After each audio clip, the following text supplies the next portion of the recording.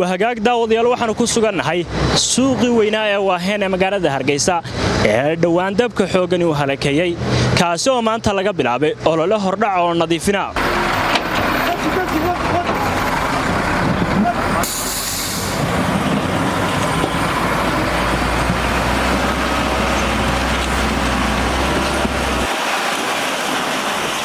ololahan ayaa ku soo beegmaya toddobaadyo kadib markii uu dabka xoogani halkan halakeeyay waxaana ololahani ku salaysan yahay in la nadiifiyo isla markaasina laga qaado goobtani dhagaxaanta iyo sidoo kale biraha waaweyn ee ka soo hadhay dhismayaashii halkan ku gubtay gudoomiyaha degmada gacan libaax ayaa faahfaahin ka naga siiyay sida ay hawluhu socdaan iyo sida ay u bilaameen ilaa haddana halka ay wax u marayaan bismillaahir rahmaanir rahiim ugu horeyn ilaahay iskale Sam News TV wadi mahad celinaya guud ahaan walaal shaqadii aan soo ka bilownay suuqan waxaan ka bilownay waxay shaqadii saaka duqa caasimada xaalad horena isteeyay ama uu ka dhawaajiyo warbaahinta la wadaagay si shacabka u gaadho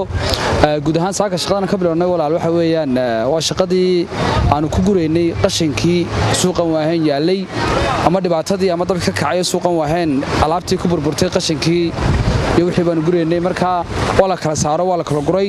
marka qashinkii baa dhowr nooc noqday ciid qashin caadiya iskaraabkii marka wala kala guray oo cagafadii la shalay wixii ka horeeyay kala gurayeen marka iskaraabkii ay dibadda u soo saareen shalay toole cagafadii baadhayeen ay ka soo dhex saareen ciidii qashinkii ayaa saa kala gurayay sidoo xaaladu caasimadii noo sheegay marka iskaraabkii waa shaqadiisii wadnaa si fiican way noogu socotaa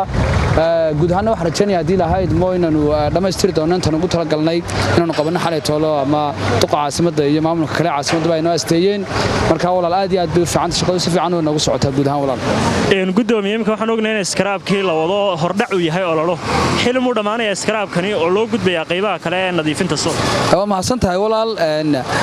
wallahi ma garan karo kuma oran karo biribu dhamaan saadambu dhamaan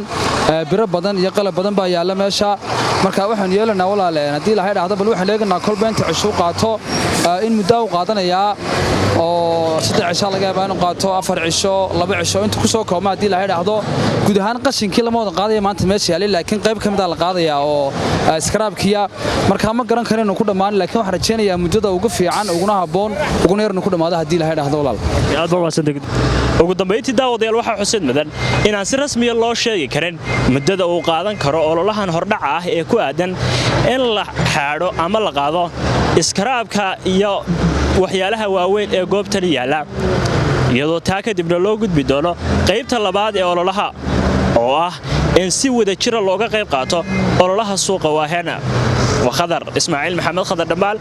يا بدر محيدين وركب مقبهية عالم قسم نيوز هرقيسة